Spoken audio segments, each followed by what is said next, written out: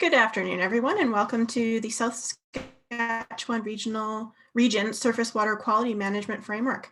So thank you so much for joining us today. My name is Jenna Curtis, and I'm going to be facilitating a session today. I'm an engagement and education specialist with Alberta Environment and Parks, and I have with me the panelists who are going to be introduced and speaking in just a little bit, as well as Rebecca Tasco, who's here to help with some of the question and answer features and some of the technical aspects of this webinar. Just for your awareness, this webinar is being recorded, the presentation portion, and then we will be posting the recording to YouTube, and you're going to receive an email with that information following the webinar.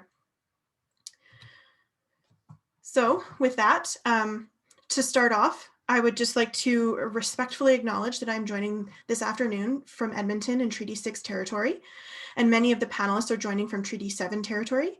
So I want to acknowledge the many First Nations and Métis whose footsteps have marked these lands for centuries. I honor and respect the elders, past, present, and future, and I ask that since we may be dispersed across Alberta, that each one of us personally acknowledge the Indigenous people of our region. Our agenda for this afternoon is going to include welcome and introductions, including some background information on how the technology is going to be used today that I'll be giving in just a couple seconds. Then I'm going to hand things off to Brian Hills, Resource Manager for South Saskatchewan Region, who's our lead presenter today. And he's going to be providing a general overview of the South Saskatchewan Region Water Surface Quality Management Framework. After that, we're going to get an update on the current status of water quality in the South Saskatchewan region by Jason Kerr, who's an aquatic scientist with Alberta Environment and Parks Watershed Science Team, and Natalie Cromry, who's a water quality specialist for the South Saskatchewan region. Finally, as you can see on the slide here, we're going to move on to some current information for what is being done for water quality in the South Saskatchewan region, presented by Natalie Cromry and Emily Taylor, who is an environmental management specialist for the South Saskatchewan region. At the end of the session today, we're going to have about 30 minutes to answer as many questions as we can before we close at 3:30. Before we do that, I just want to highlight for everybody some of the functionality of Zoom so that you're aware of it. We're going to be using the question and answer tool today. The chat function has actually not been enabled. So we're asking you to submit all your questions through the Q&A button, which, as you can see here, is along the bottom of your screen. So you can click it and you'll open up similar to this slide.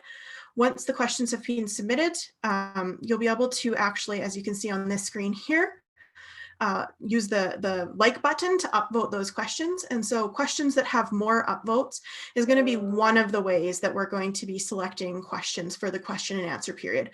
But we're also going to be trying to answer questions from multiple participants and grouping together, avoiding any duplicate questions, just so you're aware. If it doesn't seem like we're getting only to the top ones, it's just one of the ways. And a final reminder in the question and answer tool to please keep it clean. Any questions that are submitted with profanity or that are inappropriate in nature will be deleted. And as you're all aware, unfortunately, we may not get to all of the questions today, but we're going to try and address as many as we can.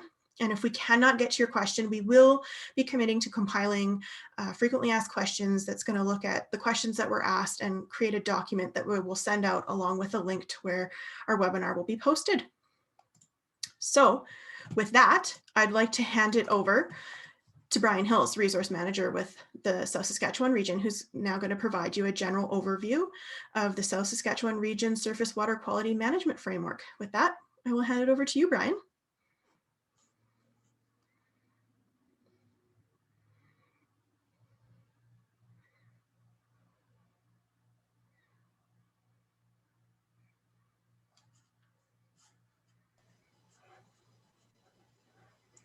Are you able to hear me now? Yes, you're okay, good. Good. So good afternoon, everybody. Welcome to our webinar this afternoon. So I'm going to start the session off by providing a little bit of context and background about what the management frameworks, and in particular the South Saskatchewan Region Surface Water Quality Management Framework is all about. Many of you out there may be familiar through the engagement that was done way back in 2012 and 2013 when the management framework was being developed, or perhaps you've been following along and reading some of our reports that we've been producing since 2014. But I do, in case people aren't familiar, I did want to provide a little bit of background and understanding and context, just so you have some familiarity with what will be described later by the work of Jason, Natalie, and Emily.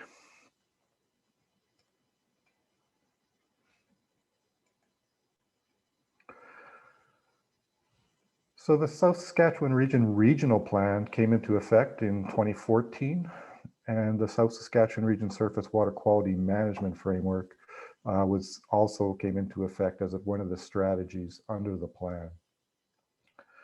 And it, as you can see in the title for the framework document on the right, it is for the main stem, Beau, Milk, Oldman, and South Saskatchewan rivers.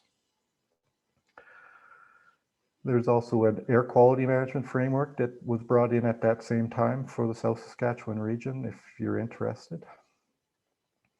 So management frameworks are seen as a key approach for managing the long-term cumulative effects of development on the water at a regional level within the South Saskatchewan region. As I indicated, the water quality management framework was aimed at managing those cumulative changes or potential for cumulative changes in water quality on those 4 main stem rivers that supply the water to the majority, over 85% of the population of the region. The framework itself is meant to work with existing GOA environmental policy, legislation, and regulations. It doesn't replace it. It's meant to allow us to assess whether some of that is being successful over the longer term and provide that regional context for how all of the activities that are occurring within the watersheds of the South Saskatchewan region are being influenced. Copies of both the regional plan and the framework document are available on our website. You can see links there, and we will be providing those links in some of that frequently asked questions documents afterwards. So the South Saskatchewan Regional Plan, it laid out a number of outcomes, including for watersheds, as well as objectives for meeting those outcomes. And then it also identifies strategies for being able to meet the objectives and outcomes. As you can see, the outcomes and objectives are quite qualitative statements. And so the purpose of the water quality management framework is actually to develop and turn in some actual performance of how are we actually doing in meeting those outcomes and objectives. And I would just note that, the water quality management framework is just one of the strategies related to water in that regional plan. There are others if people are interested.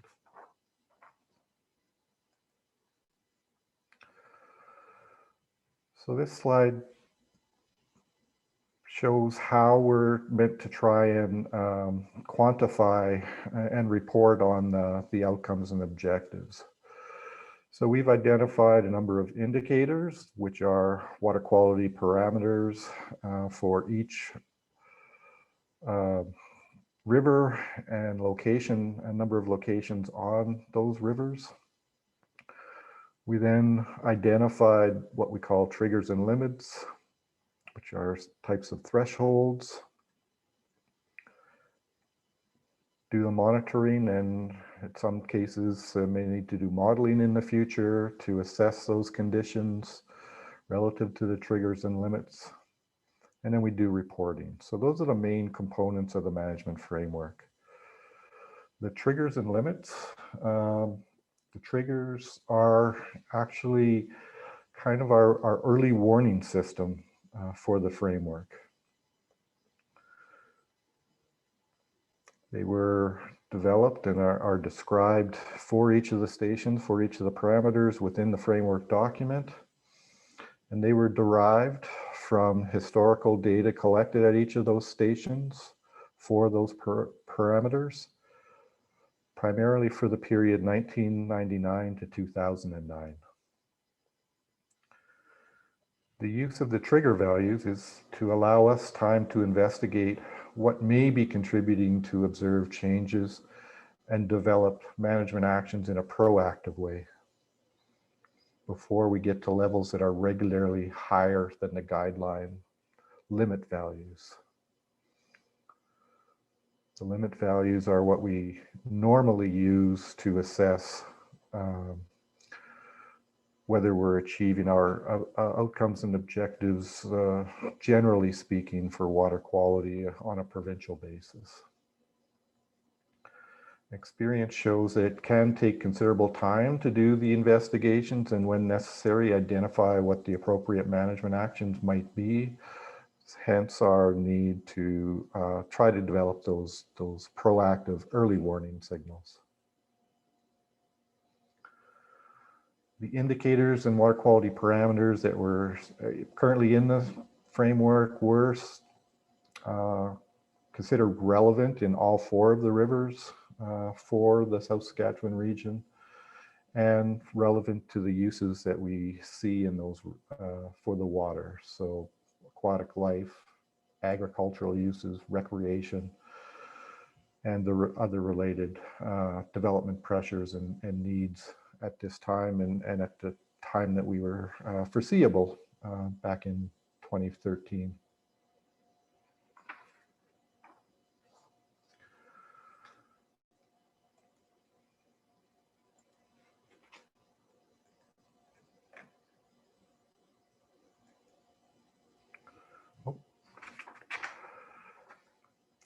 So within the framework and the reporting that we do, there's anyone who's opened any of our documents or read the framework document itself will recognize this chevron image that describes a number of steps that are taken, some of which are sequential, towards the end are discrete and occurring at parallel, so like communication. The first 4 are the primary drivers of things, and are the ones that we, well, the first 3 in particular that we have ongoing at this time. So, and which a lot of the presentations to come from Jason, Natalie, and Emily will describe a little bit more detail. But at a high level, verification is what occurs to produce the annual conditions report on what triggers or limits exceedances may have occurred in a year. The preliminary assessment is a more detailed look at the data to determine whether the exceedance is something looked at in more detail, or it perhaps was just something more trying to be explained by known circumstances, like perhaps a flood year like 2013. An investigation would follow from a preliminary assessment if it was determined that there is something you want to look at more closely. And that would be trying to do even more detail. Sorry, I got a message saying my internet was a little bit unstable, so hopefully. Yeah, you're cutting out a little bit for us, the Brian. investigation. Maybe if you just turn off your Okay, video, sorry. then it'll be a little bit better for your bandwidth. Okay. Thank you.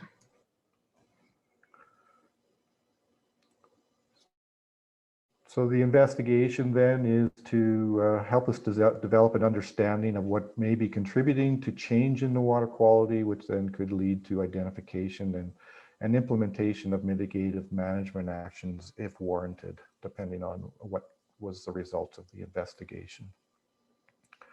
And then, of course, based on those recommendations from the investigation would be the mitigative management actions, implementing them. There would be oversight and delivery opportunities and needs based on the implementation of those management actions. And then evaluation at some point down the road as to whether those are being effective, as well as I said, ongoing communications. Through the management response reporting, the condition reporting, and any additional reporting or information sessions like today.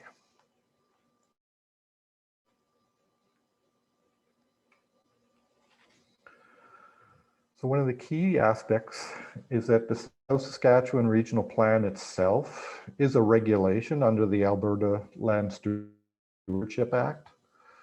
And in the regulatory details of the regional plan, there are parts of those regulatory details that refer to the two management frameworks.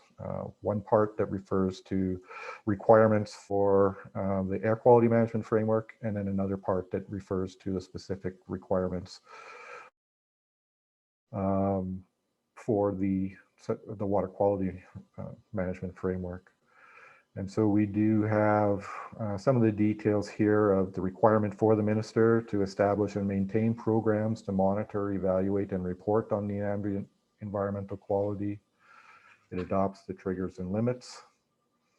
And there can be a requirement when a trigger or limit has been exceeded, to report on the details and effects of the management response. And so that's what we have been doing over the past few years, is reporting on the exceedances through the condition reporting that Jason will talk about, and then what are we doing in response to those exceedances, running through that chevron of preliminary assessment and then investigation to this date.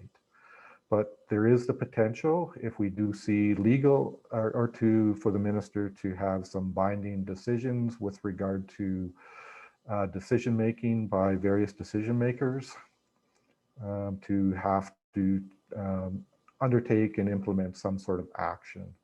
And so that comes back to that mitigative actions bullet.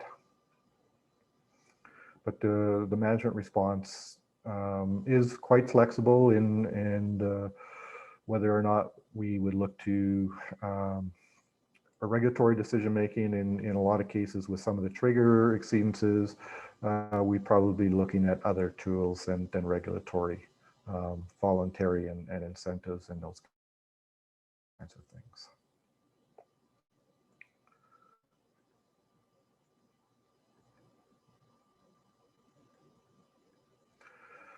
So just to sum up, the environmental management frameworks are intended to manage cumulative effects at broad regional scale. So each of the stations, there's large watershed areas that are contributing, and there's a lot of various activities that are occurring on the landscapes above those stations that are being integrated within the rivers. And so we are not intending to be able to identify all problems related to a particular location or a particular project or activity, but more to be able to assess the cumulative impacts of multiple activities on the landscape. And when we do see concerns from those, to investigate them closer.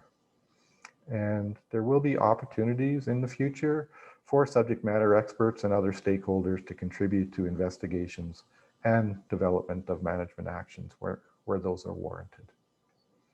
So thanks for paying attention and listening today, and I hope you enjoy the rest of the presentations this afternoon, and I look forward to answering any questions at the end of the session.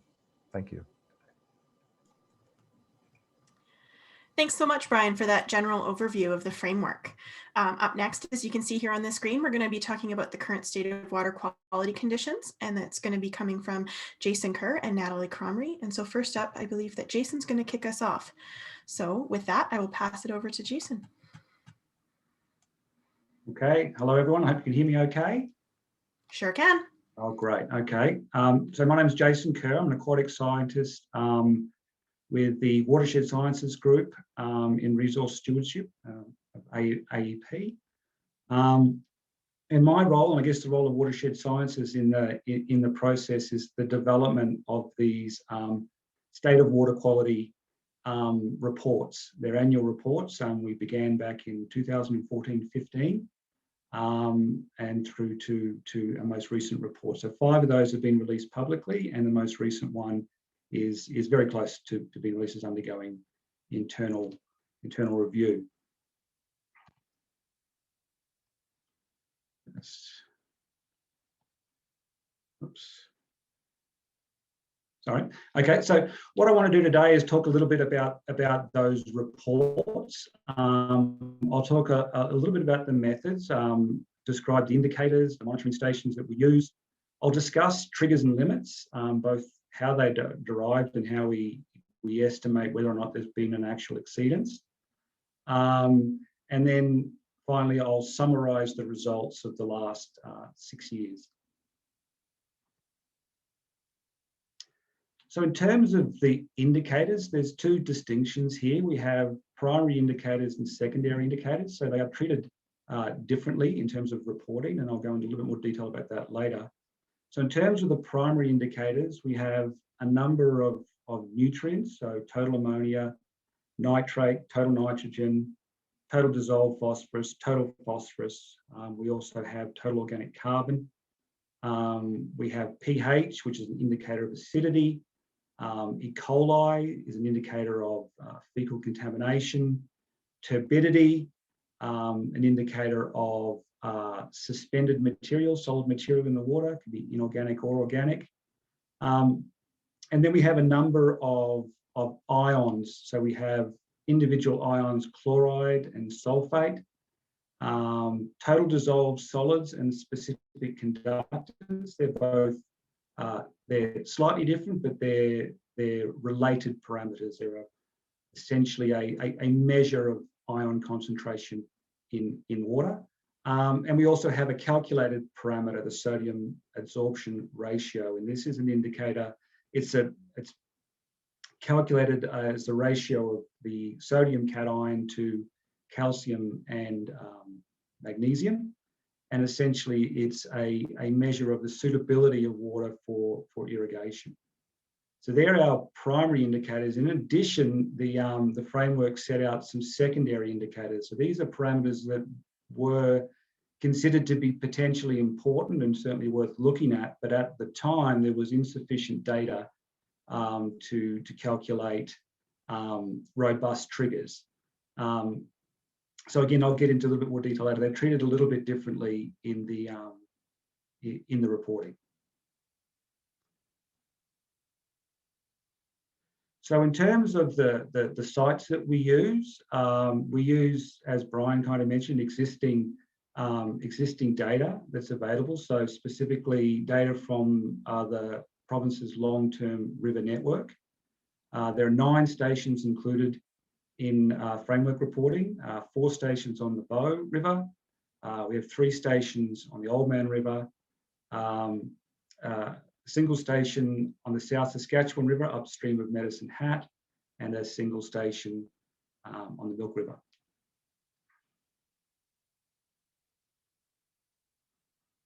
So as I mentioned before, and I think Brian touched on a little bit too, the two kind of key components in these annual reports are triggers and limits. So I just want to spend a little bit more time just defining what they are. And Brian did touch on this a little bit earlier, but I'll go into a little bit more detail. So again, they are values calculated from the historic record, and specifically the period 1999 to 2009. We have 2 types of triggers. One is the median trigger. And this is essentially just the median concentration of a given indicator for that 1999 to 2009 period. In addition to the median trigger, we have a peak trigger, which is the 90th percentile concentration, again, from the historic data. So there is one trigger for each season. So it's divided into open water, April to October, and the winter, which is November through to March. So one for each season, one for each of the 15 indicators, and one for each of the stations. So in total, there's 270 individual indicators. So individual indicators for each specific site and indicator. And so I guess the key question that the triggers are trying to get to is asking the question, are indicator concentrations changing? Are they deviating from the historical baseline? That's essentially the question they're trying to ask. The limits are a little bit different. These are based on existing guidelines, specifically environmental quality guidelines for Alberta surface waters and the Canadian Council of Ministers of the Environment guidelines. They are generally a single value for each indicator. There are some exceptions. So for ammonia and sulfate, those limits are dependent on toxicity modifying factors such as pH, temperature, and hardness. So the value changes for each individual sample. So out of the 15 primary indicators, 9 of them have associated limits. And again, they're asking a slightly different question. So the limits are asking the question, are indicator concentrations below, or in the case of something like pH, within existing guidelines for the protections of different water uses? And by that, we're talking about protection of aquatic life, irrigation, recreation, that type of thing.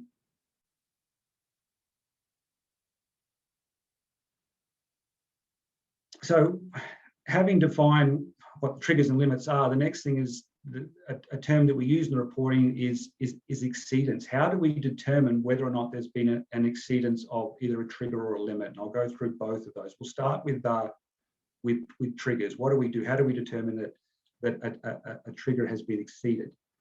So we start with the most recent 12 months of validated data each year. So for the most recent report, we take the data from April of 2019 through until March of 2020. And then for each station, for each indicator, for each season, we calculate, we'll look at the median first on the left of the screen. We calculate the median concentration for that year.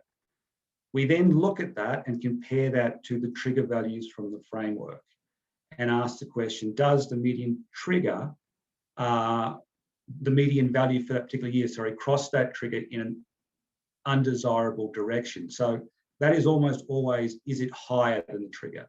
But for something like pH, being higher than the trigger might indicate an increase in alkalinity, being below it might indicate an increase in acidity. So that's why we make a distinction about the undesirable direction, but it's nearly always, is it higher?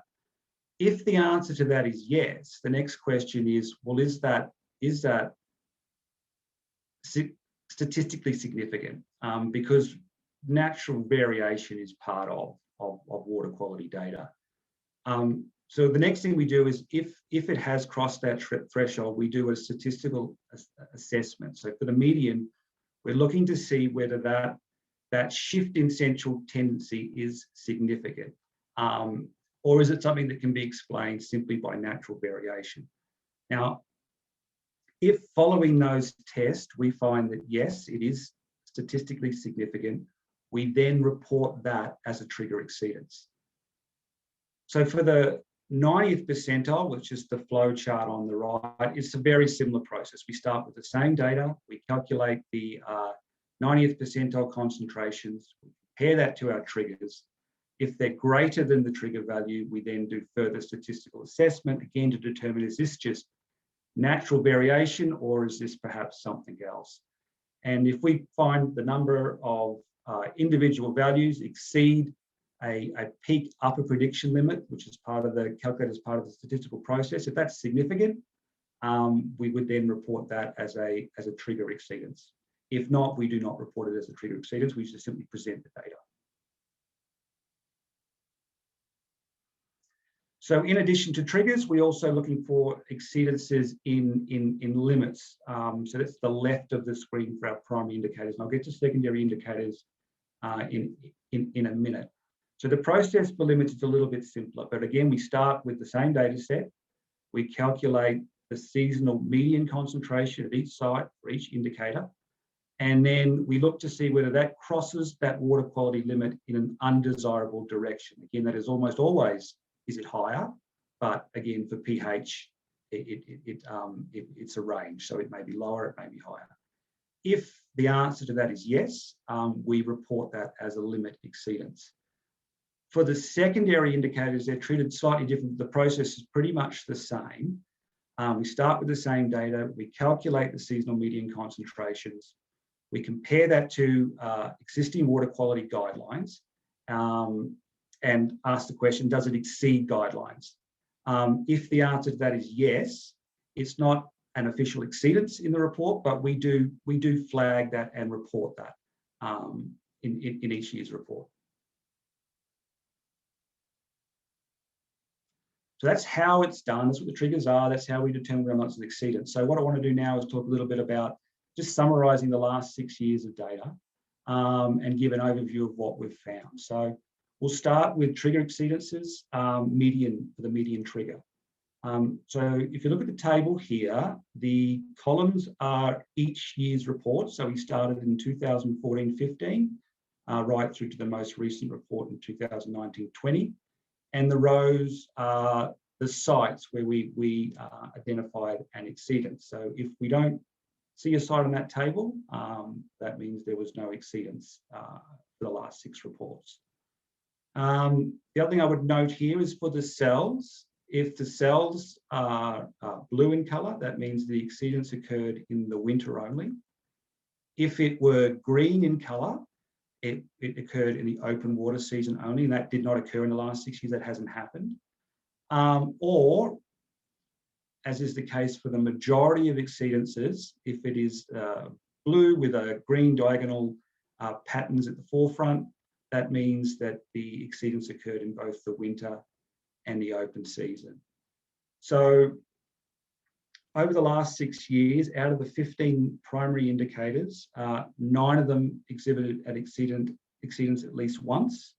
So they include so total nitrogen and nitrate, the 2 nutrients, E. coli, pH, and most of them are either ions, such as chloride or sulfate, or a measure of combined ion concentration. So total dissolved solids, that's the TDS there, or specific conductance, the SC on the table. And I believe we also had one for, yes, we did for sodium adsorption ratio as well. And as far as the sites go, out of the 9 stations, 7 of them had at least one median trigger exceedance. I think the exception was Brockett, Old Man River at Brockett, and Milk River. So now we'll look at the peak exceedances over the last 6 years. So the table layout is the same. In this case, we had, out of the 15 indicators, 7 of them exhibited at least one exceedance over the last 6 years. And again, 7 out of the 9 stations had at least one exceedance. The exception was, again, the Milk River, and the other one was the Old Man River at Highway 36. They did not exhibit an exceedance.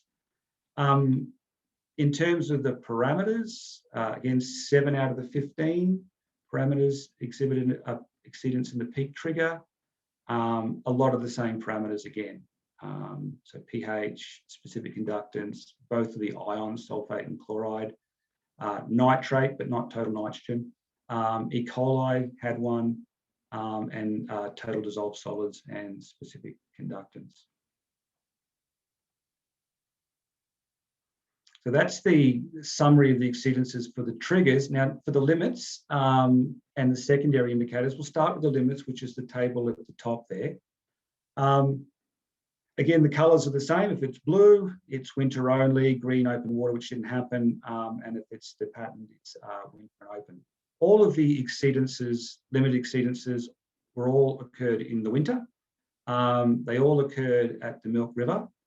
And they were for either total dissolved solids or specific conductance. Again, they're 2 different but related indicators. In terms of secondary indicators, so during this past 6 reports, we had exceedances of established guidelines for total selenium at Old Man River, at Highway 36, and at the Milk River site. Again, these were for the winter season only. So I would note the total selenium concentration prior to 2018 was 1 microgram per litre. In 2018, that was updated to 2 micrograms per litre as the guideline concentration, with an alert concentration of 1 microgram per litre. We report both. So In 2017-18, 2018-19, the alert concentration was exceeded, and we reported that. In 2015-16 Old Man River, it was the guideline at the time. And the values, so for the Old Man River at Highway 36, 2015-16 was 1.1 micrograms per litre. And for the Milk River in 2017-18, 2018-19, the concentrations, median concentrations were 1.1 and 1.4 micrograms per litre respectively. So that's the summary of the key findings from these reports over the last 6 years. And before I pass it over to Natalie, I'd just like to acknowledge the folks who helped out with these reports. There's a considerable amount of work in those. Cecilia Chung, Pat Laceby, Nadine Taub, Saru Shabassi, Natalie Cromrie, Dongnang Zhu. I'd like to acknowledge them for their contributions in getting those reports done, and also the various AEP staff who go out and collect this data in the field. You know, winter or summer or whatever, rain, hail or shine, and also the folks that manage that data in the database. Also just want to note that, as I said, the 5 reports, 5 of these reports are available, have been released, and if anyone's interested in looking at those for a bit more detail, they can be found at the link there. And I'd also just like to, for anyone who might be interested in knowing a little bit more about the long-term river network and the associated tributary monitoring network in the region, there is the 5-year Provincial Water Quality Monitoring Evaluation Reporting Plan for Lotic Systems, and that can also be found at the same link. And finally, the data used to generate these reports, if anybody is interested in obtaining that data and looking at it for themselves, that can certainly be made available by request, and I provided an email there. So you can just send your request that email that you're interested in the data used to generate these framework reports, and that can be made available as well. So with that, I'll pass it along to Natalie, and thank you for your time. Thanks so much for that, Jason. That's a lot of information that you provided everybody. I'm sure that they have a lot to consider now, and we've got a lot of questions coming in for you later. So I'm sure we'll be asking you a bunch at the end. So appreciate that. With that, as Jason alluded to, our next presentation is going to be also on the SSRP Water Quality Management Framework. And Natalie is going to be giving us an update on the status of the management response from 2014 to 2020. So with that, I will hand it over to Natalie to take over. Thank you, Jenna. And thanks to Brian and Jason for so aptly introducing the management framework as well as the annual results to date. I will be speaking to the management response as the next part of the water quality management framework in the chevron that you saw Brian Hills present.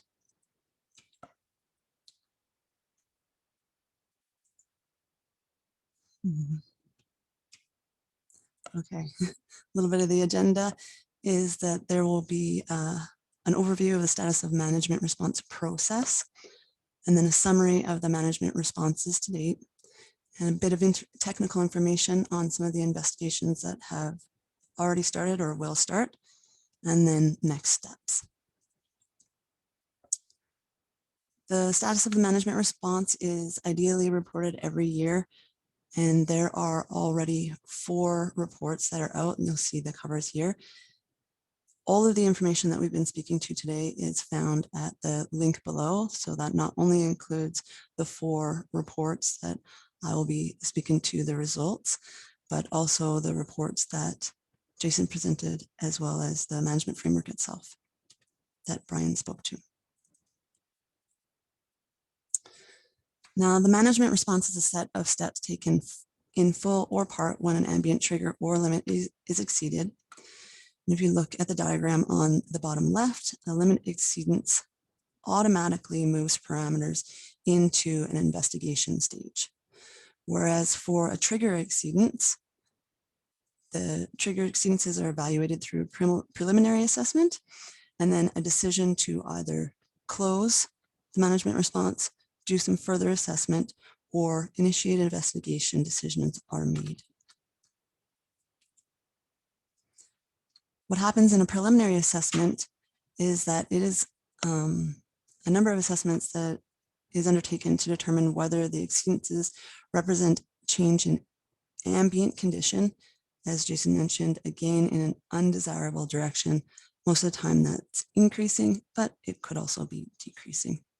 Some approaches that may be used to make this distinction and understand the environmental significance of the exceedances are considering the number and location of monitoring stations where the exceedances were reported. We use various trend assessments.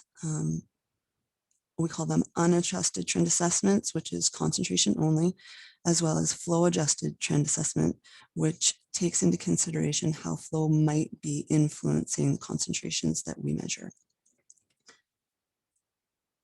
We look to understand the potential impact of the exceedances to the aquatic environment, as well as other water uses. And a closed management response is declared if the exceedances are not representative of a change in an undesirable direction. For example, if the trend assessments are decreasing or in an undesirable direction, or if there is no trend, or if they can be attributed to rare events or natural circumstances, the management response may be closed. If an investigation is initiated, that could be caused by, as we mentioned, the results of the preliminary assessment, or the limit exceedance automatically puts that parameter at that station into an investigation. Now, the purpose of an investigation is to determine factors likely influencing a water quality indicator exceedances. That is source identification. We also call this source tracking or investigation of cause. From that investigation, we will make recommended management actions, and then those will go to a different committee to look at implementing some of those management actions. Now that you know the process of the management response, we're going to look at a few of the decisions to date. So Jason has already presented the exceedances, and you have been oriented to the table, and I'll orient you to the additions for the management responses today. If you look below the table, there is an orange stack of papers that indicate an investigation. And in the middle, there's an icon that is a green oval that will indicate a closed management response. On the right, you'll see an icon for a blue diamond, which indicates further analysis is necessary. So this is the table for the median trigger exceedances, and I'll orient you to the blue focus box for the Beau River. You'll see there are a number of yellow stacked papers indicating an investigation. When I mentioned the process for the preliminary assessment, one of the reasons for going to the investigation would be taking into consideration the number of exceedances of parameters at the stations. You will see in this table, as well as the next table of the peak exceedances, that in the Beau River, the same 6 parameters continuously exceed at the 4 Beau River stations. Those are total nitrogen, nitrate, total dissolved solids, specific conductance, chloride, and sulfate. Those will all go into an investigation to determine their relatedness and why they're triggering. In the bottom of the table, you'll see at the Old Man River at Highway 3 and Highway 36, as well as the South Saskatchewan River at Medicine Hat, there are 3 closed management responses. Those management responses are closed because their trend assessments either showed a negative trend or no trend at all. And the trigger exceedances for 2018-19 with the blue diamonds are indicating further analysis. So that further analysis is pending on flow data. The flow data needs extensive validation, and that validation isn't complete, and the flow data isn't available yet to do those flow adjusted trend assessments that I spoke to earlier. So we'll move on to the peak exceedances. And you'll see again the blue focus box around the Beau River stations are showing numerous orange stacks of paper, indicating that there will be an investigation into those same 6 parameters that are continuously exceeding their trigger. We'll move to the lower part of the table, where you see the Old Man River at Brockett and Highway 3, as well as South Saskatchewan River and Medicine Hat. They are all waiting further analysis, and that again is pending flow data. The pH parameter in 2014-15 will undertake another set of trend assessments that will look at a longer time frame to tease out what is exactly happening there. Again, waiting for flow. Now to look at the limit exceedances and the secondary indicators, the top table is indicating the orange stacks of paper. And again, that's indicating an investigation because it is a limit exceedance and automatically goes into investigation. That particular investigation has started and it is largely completed. And I'll speak to that a bit further in the webinar. For the guideline exceedances, which is the second table, the Old Man River at Highway 36, as well as the Milk River at Highway 880 had selenium exceedances. 2 of those are closed due to negative or no trend results. 1 blue diamond is indicating that there's further analysis, again, pending flow. The management response, as one exception, management response for the 2017-2018 selenium median trigger at the South Saskatchewan River at Medicine Hat during the winter season, actually, the value actually equaled the guideline, which was 1. So that actually was not a technical exceedance and was not reported as such.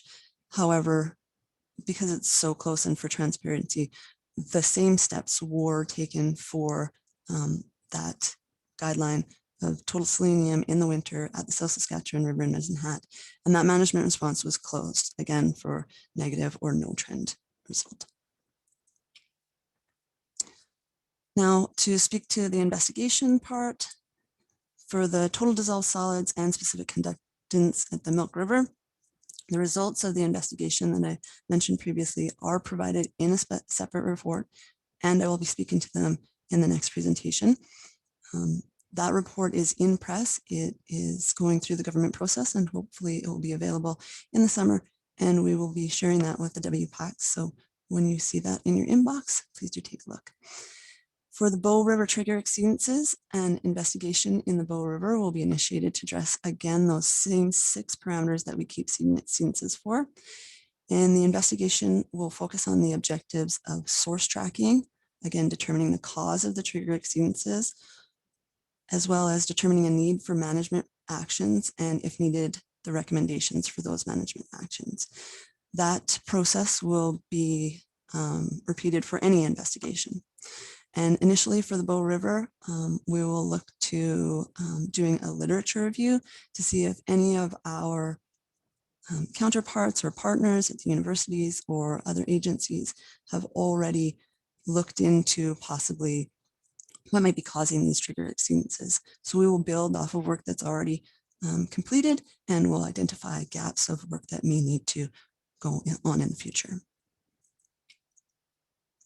The next steps are, as a summary, to complete the preliminary assessment for all the remaining indicators. So all of the blue diamonds, we will finish those assessments and then implement some of the recommendations from the Milk River for the total dissolved solids and specific conductance limit exceedances. And again, I'll be speaking to that in the next few slides. And finally, to initiate the investigation for trigger exceedances in the Beau, which will focus on source identification and again, launch with the literature review. I'll say thank you, but it's a bit of a trick since I will be speaking again. I'll share this presentation with my counterpart, Emily Taylor. I'll be speaking to the investigation portion of the Milk River, and Emily will be speaking to the risk assessment portion of the Milk River investigation.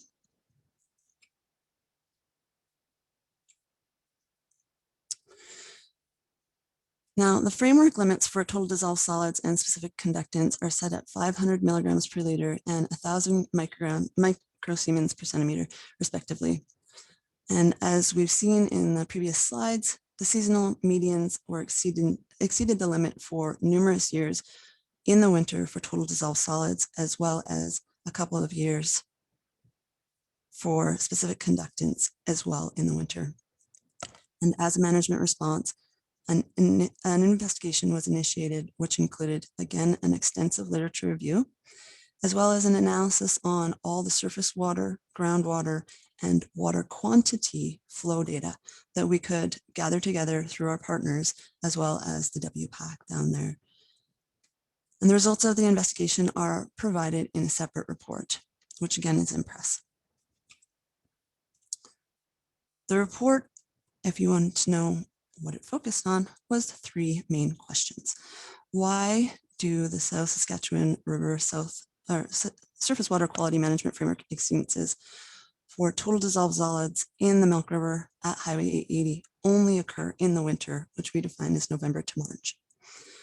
Why is the primary source of total dissolved solids to the Milk River only happening during, or what is the primary source of total dissolved solids to the Milk River during the winter?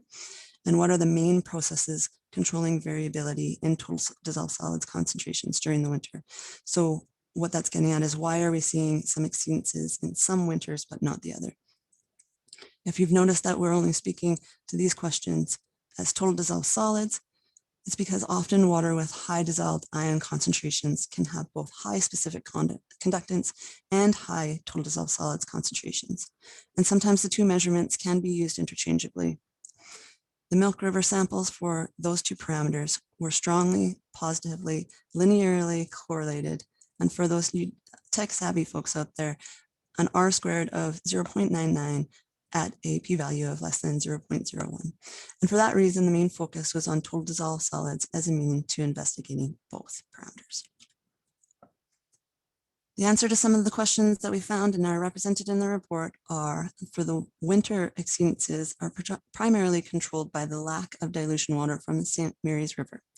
For those of you that are familiar with the Milk River, you probably know, but for those of you that do not, is that in the summer months, the St. Mary's River is diverted into the North Milk River and can sometimes make up to 94% of the water flow during the open water season. And that is demonstrating a strong dilution effect for the base flow in the summertime. The second question, the source of salinity to the Milk River in the winter is likely due to groundwater input. Evidence of this is revealed by increasing downstream flow with no identified surface water input. What that means is there are no tributaries or discharges or diversions that can explain the increase in flow from upstream to downstream, which is indicating that it's primarily likely from groundwater. There's also a match between nearby groundwater chemistry with Milk River water chemistry during the winter, and that is shown in the report with Piper plots. The alignment of these results with previously established literature, Petra et al. Have published numerous reports indicating that there is interaction of groundwater with the Milk River. And also, lastly, the evidence of surface expressions of groundwater behavior, such as springs and soil piping. For the third question, why are we seeing exceedances in some winters and not others? The TDS concentration was similar at both monthly and weekly scales when we looked at the high resolution measures. And what we mean by that is data sonde, which is a probe that is left in the water, takes measurements for specific conductance and a few other parameters on every 15 minutes, meaning high resolution. When we look at the specific conductance, it indicated that changes in salt concentration were related to changes in temperature, which provided an indication of the volume of ice that could be available and would cause a phenomenon called salt exclusion or brine rejection. And the viability of this salt exclusion process was confirmed using a physics-based ice volume model. Now, just to provide a little bit of an example of what salt exclusion is, if you can look at the diagram at the bottom, you'll see on the left-hand side, there's a box with no ice, and there are a number of round circles there that will that are representing total dissolved solids or ions. In the middle box, you'll see that there is represented some ice. So when the ice forms, it's only being formed with H2O, and everything else is excluded. It's being pushed out into the water that is remaining. So the water that is remaining, the volume is lower, but the number of ions representing total dissolved solids stays the same, so the concentration increases. And thus our measurements will increase. So colder or warmer winters will make those changes. The next steps in the investigation will focus on evaluating the risk that current conditions pose for aquatic life and other winter water uses. The limit for TDS is based on irrigation guideline, and so that risk is anticipated to be low during the winter, but a more detailed risk assessment will be conducted to confirm that. Evaluating the need for development of site-specific water quality objectives might be needed. The purpose of the entire system, the water quality management framework system, is to assess iteratively whether we are going to look further or not look further into the underlying cause of each exceedance. Now, if our system isn't working as well as we wanted it to, we might need to make some tweaks to ensure that that system isn't flagging exceedances of limits or triggers when we don't need them to. So in the Milk River, we are seeing that there are limit exceedances for numerous years, and so we might need to take another look at that and adjust that for that river system to make sure that our system is only flagging when the water quality conditions are changing beyond what we would expect. Trend assessments that were completed indicate that the concentrations of total dissolved solids as well as specific conductants are not changing over time. So we want to hone our system to make sure that we will be signaled if they start to. And then we would also perhaps consider adjusting the seasons at the Milk River station to reflect the timing of the diversion from the St. Mary's River. It doesn't quite exactly match up with the open water season or the summer season that we use for the water quality management framework. So we might adjust that time frame in the update to the water quality management framework for the South Saskatchewan region. And then we also might identify whether any management actions are required to mitigate any environmental impacts. And with that, we'll pass it off to my counterpart to explain some of that risk assessment. Thanks, Natalie. So my name is Emily Taylor. I'm an environmental management specialist for the South Saskatchewan region with Alberta Environment and Parks. And I'll spend the next 10 minutes or so talking a little bit about the Milk River risk assessment. So as Natalie mentioned, the next step in the Milk River investigation is to assess the risks that these water quality conditions pose to aquatic life and other water uses in the Milk River. And so that's where the risk assessment comes in. So I wanted to start with just a little bit of background on the Alberta portion of the Milk River watershed. And I suspect there are some people on the line who are very, very familiar with the Milk River or even live in the Milk River watershed. So if that's you, definitely feel free to chime in the Q&A if I missed anything. So the Alberta portion of the Milk River watershed is home to about 2,500 people. And when I pulled the data last fall, there were 454 Water Act authorizations or water withdrawals that used the Milk River as a source. So the vast majority of those were for agricultural use or for livestock watering. There were a few for municipal use. So for example, the town of Milk River has an intake on the Milk River. A few were for commercial use, so that was primarily things like irrigating golf courses or parks or campgrounds.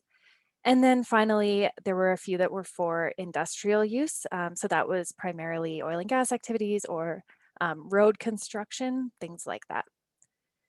So in addition to these 454 water withdrawals, we expect that there are likely some smaller withdrawals as well for household purposes that are just too small to require an authorization.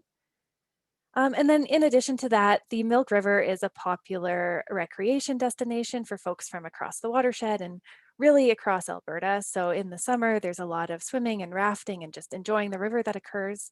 And then finally, the Alberta portion of the Milk River is home to about 24 species of fish. So as Natalie mentioned, we have seen some limit exceedances for total dissolved solids and specific conductance in the Milk River at the Highway 880 station. And so for the purposes of the risk assessment, we're just talking about total dissolved solids, but as Natalie mentioned, the two parameters are very highly correlated. So the limit for total dissolved solids is 500 milligrams per liter.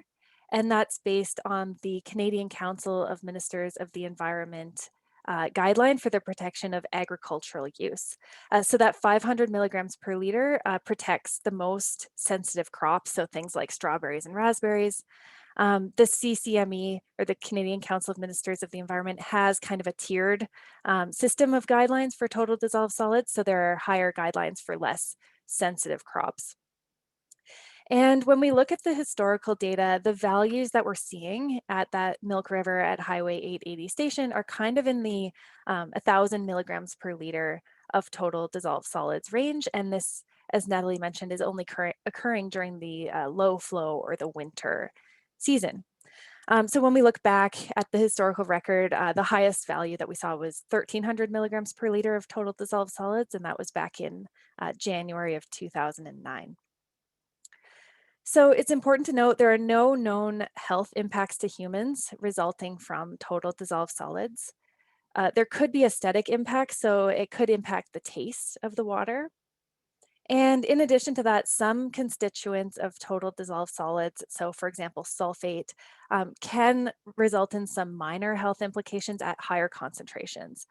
So at concentrations higher than about 500 milligrams per liter of sulfate, there might start to be some intestinal discomfort for folks who aren't used to consuming those waters. But in general, we're not seeing sulfate concentrations that high. When we look at the historical record, there's only one value that was higher than that 500 milligrams per liter, and it was 510 milligrams per liter. And it was the same sample back in that January 2009 period that had the high TDS. When we get into higher concentrations, I'm talking greater than 3,000 milligrams per liter of total dissolved solids, that may start to cause some intestinal issues with livestock. And then, as we've talked about a little bit already, total dissolved solids can have some crop impacts. So that 500 milligrams per liter of total dissolved solids can start to impact some of the most sensitive crops. More tolerant crops can generally tolerate, 1,500 to 2,500 milligrams per liter, but it does depend on the electrical conductivity and the sodium adsorption ratio, with which Jason mentioned is a ratio of sodium to calcium and magnesium. And then finally, there are no protection of aquatic life guidelines for total dissolved solids. So you might be wondering, what's the problem? So so based on what we've seen, the concentrations that we're seeing, the time of year that we're seeing them, and kind of the impacts to humans and animals and plants and the environment, we're not seeing a significant cause for concern here. But we are proceeding with conducting a risk assessment for a couple of reasons. One is just to make sure that if there are any risks, even if they're minor, that they are identified and addressed as appropriate. And then the other reason is this is the first time that limit exceedance under a surface water quality management framework has proceeded to a risk assessment step. So we are also kind of figuring out the process for how that might look for future limit exceedances that may occur in the future. So since this is the first time we've conducted a risk assessment for this purpose, we started by reviewing the risk assessment literature to figure out the approach that we wanted to use. So we looked at general risk assessment methods, we looked at source water and drinking water risk assessments, contaminated site risk assessments, and the Department of Fisheries and Oceans threat assessments. So I won't get into too much detail there, but overall, the process that we're using includes 6 steps. So we start by establishing the context. So that's kind of what I covered on the previous 2 slides, although we've looked into that a little bit further. And then we get into the heart of the risk assessment. So identifying risks, analyzing risks, and evaluating risks is really the heart of the risk assessment. Once those risks are evaluated, we can move on to treating risks and then finally monitoring, reporting, and review. So I'll touch on these in a little more detail in the next slides. Okay, so I mentioned after establishing context, our first step is identifying risks.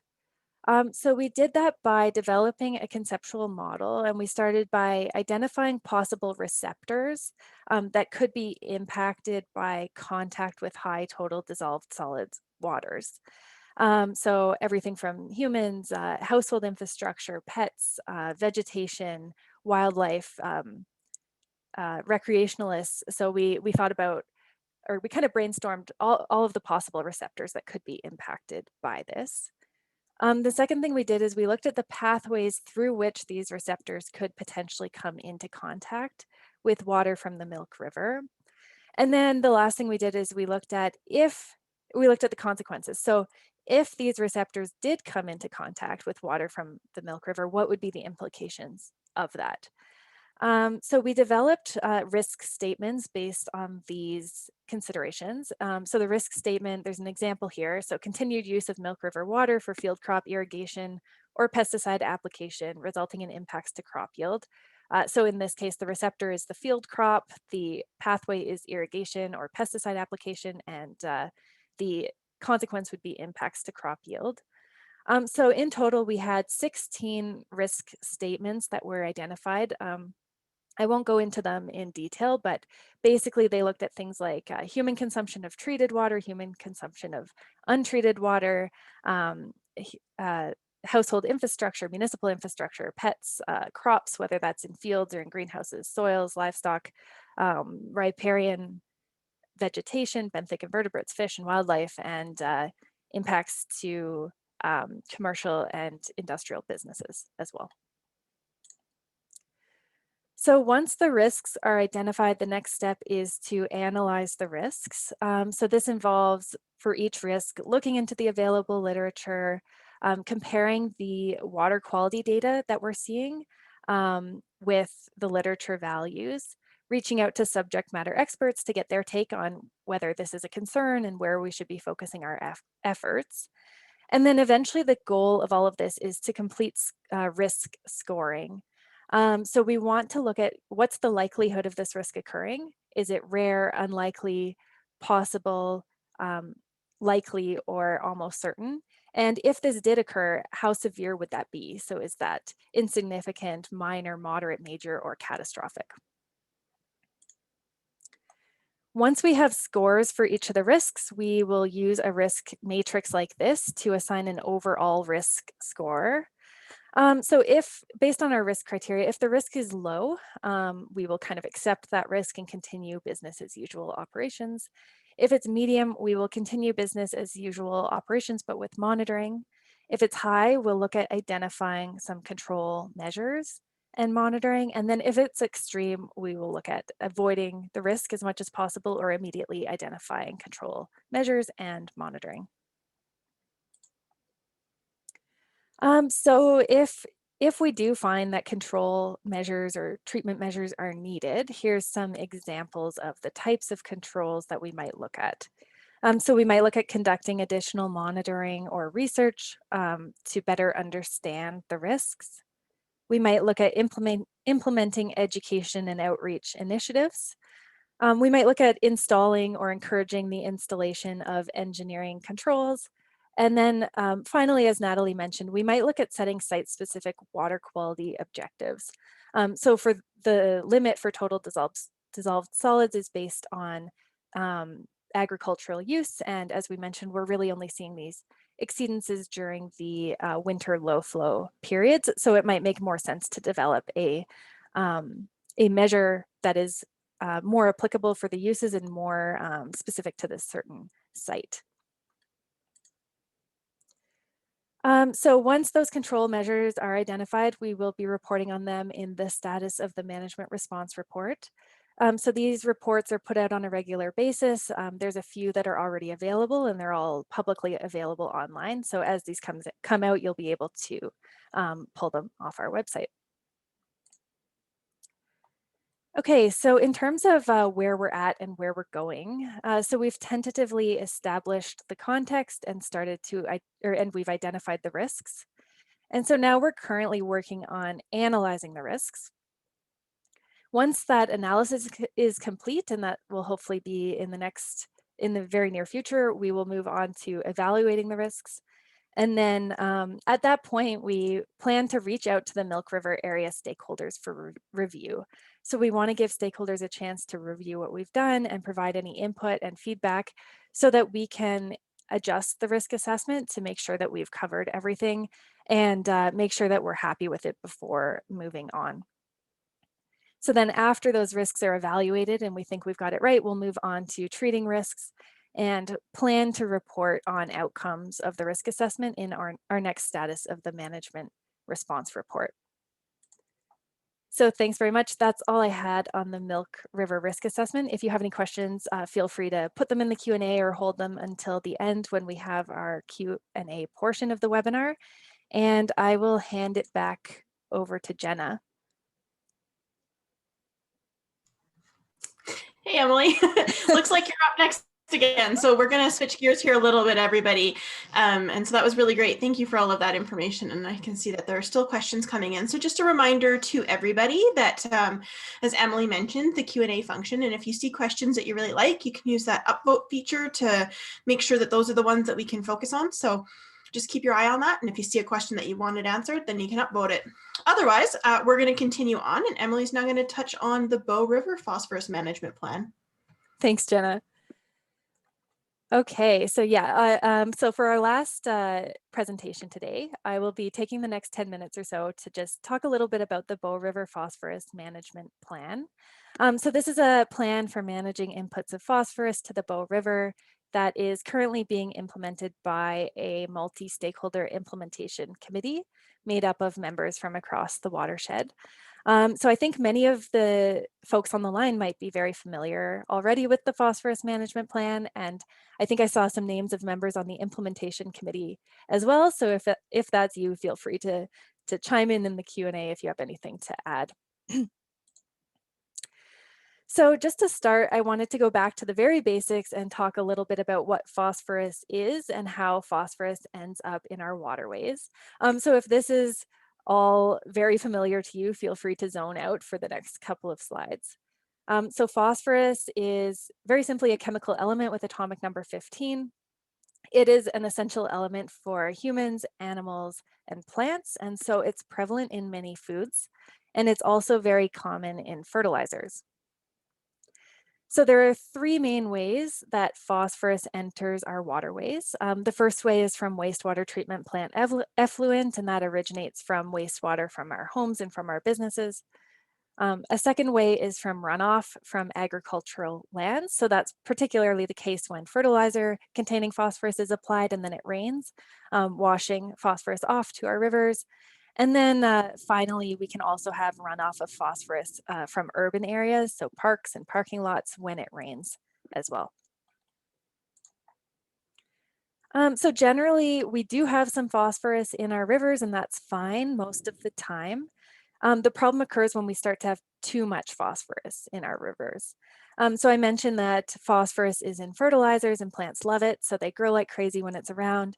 And when we get too much phosphorus in our rivers, we get a lot of growth of aquatic plants and algae.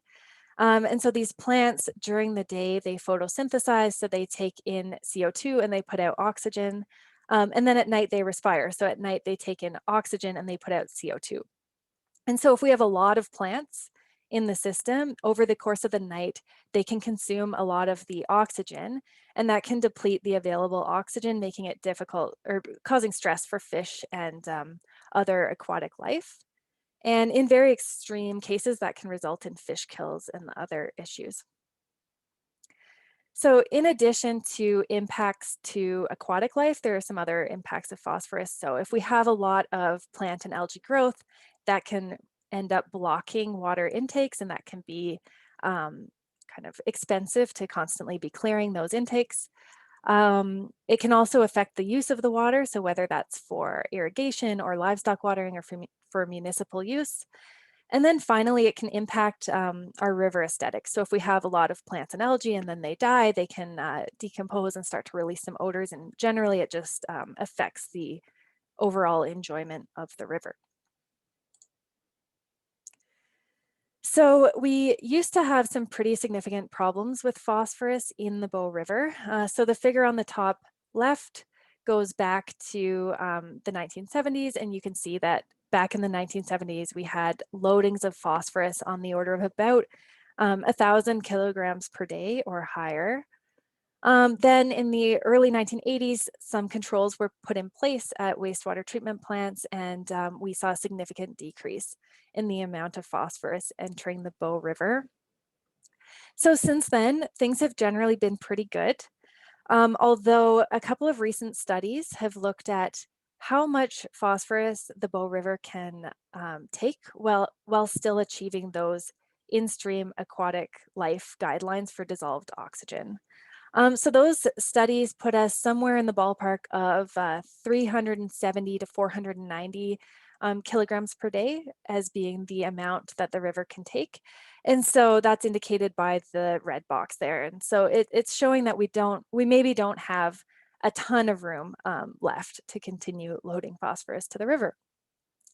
And that's potentially a concern because over the last couple of decades, we have seen an increase in the population of Calgary and the surrounding areas. And so barring unforeseen circumstances, and I mean, granted, we've had some of those recently, but we do nevertheless expect to see population continue to grow in this area. And so of course, growing population puts additional pressure on our water resources. And so the goal of the phosphorus management plan is really to continue to manage phosphorus inputs to the Beau River into the future in the face of increasing development pressures. So the phosphorus management plan was developed in 2014. And as I mentioned, it's a strategic plan for addressing sources of phosphorus to the Beau River. And it's currently being implemented by a multi-stakeholder implementation committee made up of representatives from the organizations listed here. And I mentioned that the desired outcome of the phosphorus management plan is to ensure that phosphorus inputs to the Beau River are managed into the future to provide for a healthy aquatic ecosystem while meeting the needs of those who rely on clean water. I just wanted to touch on a couple of key accomplishments of the phosphorus management plan. So back when the plan was first developed, a website was put together and 8 informational videos were produced that provide information on what phosphorus is, how it gets to our rivers, what that means, and how it can be managed. Over time, there have also been a series of municipal workshops hosted where we've brought together municipal staff members and counselors to talk about phosphorus and what can be done to manage it at the municipal level. There's a couple of recent studies that have been completed. So the Beau River Source Assessment study looked at better understanding the different sources of phosphorus that contribute to the Beau River, and then the Maximum Allowable Load project looked at how much phosphorus can the river take while still achieving those in-stream dissolved oxygen guidelines. And then finally, this is a fairly recent accomplishment of the implementation committee, is the development of a communication and knowledge transfer strategy. So this strategy looks at what are the key messages that need to go out, who is the audience for those messages, and what's the best way to get those messages to those audiences. Okay, so our webinar today is about the South Saskatchewan Region Surface Water Quality Management Framework. So how does the Beau River Phosphorus Management Plan fit into all of that? So the Beau River Phosphorus Management Plan study area is in the South Saskatchewan region, but the phosphorus triggers under the Surface Water Quality Management Framework have not yet been crossed. And so this isn't to say that phosphorus isn't a concern, because we are seeing population growth and potentially future issues, but it's just to say that that means that the phosphorus management plan isn't considered a true sub-regional plan under the South Saskatchewan Regional Plan. So under the South Saskatchewan Region Surface Water Quality Management Framework, if a trigger limit is crossed, then we move on to a management response, and that management response might include the development of a sub-regional plan. So the phosphorus management plan is not a true sub-regional plan in that sense, but it does serve as a pilot project. So it helps us understand what needs to be done if something like this occurs in the future. So for my last slide, I just wanted to touch on some of the key lessons learned from the phosphorus management plan. So one thing that we've learned is that there is a lot of great action all the way already underway in the watershed. So groups like municipalities, Ducks Unlimited, Cows and Fish, Alberta Agriculture, the watershed stewardship groups, I could go on and on. There is a lot of great work already being done that is managing inputs of phosphorus to the river. And so our role as an implementation committee, as we see it, is to summarize the information on what actions are happening on the ground, what impact does that have on our rivers, in order to ensure that any gaps are identified and we're doing what we need to do to achieve the outcome of the phosphorus management plan. Related to that is, in order to do that, we need a really good understanding of the study area and of the options for managing phosphorus. But that being said, there will always be some degree of uncertainty. So we will never know for sure where things are going in the future and have a perfect resolution of information. And collecting this information is resource intensive as well. So our challenge is really to get the information that we need in the most efficient and effective way as possible, so that we can make decisions in the face of uncertainty and feel like those decisions are robust and well thought out. Another thing that we've learned is that these types of processes really require good science communication and good facilitative processes. So our stakeholders are busy, they don't have time to dig into the data and look through it. So we really need to be able to synthesize that information in a way that's easily accessible and digestible and can be taken in very quickly. And kind of paired with that is we also need to have good facilitative processes to ensure that that information is discussed and used in order to result in some really tangible outcomes that make a difference for phosphorus management. So this is something that we continue to work on improving as we continue to implement the Beau River Phosphorus Management Plan. And then finally, the last lesson learned is that the diversity and experience of participants is absolutely critical to the success of something like this. So these issues are complex, they require a lot of different considerations, and we need different perspectives at the table in order to ensure that all of the important considerations are included when decisions are being made. So I guess just to say thanks very much to all of our Phosphorus Management Plan Implementation Committee members. I know it's not easy, and I know it takes time and effort, but we really appreciate your support, and we could not do an initiative like this without you. Okay, so that's all I had on the Phosphorus Management Plan. Thanks very much, everybody, and I will hand it now back over to Jenna to lead us into the Q&A portion of the webinar. Thanks so much, Emily. That was a great presentation. And I just want to thank all of the presenters for putting that together and providing this information out to everybody. I'm sure that it's really appreciated. And so with that, as was mentioned in the introduction, we're actually going to move on to our question and answer session for the afternoon. So hopefully everybody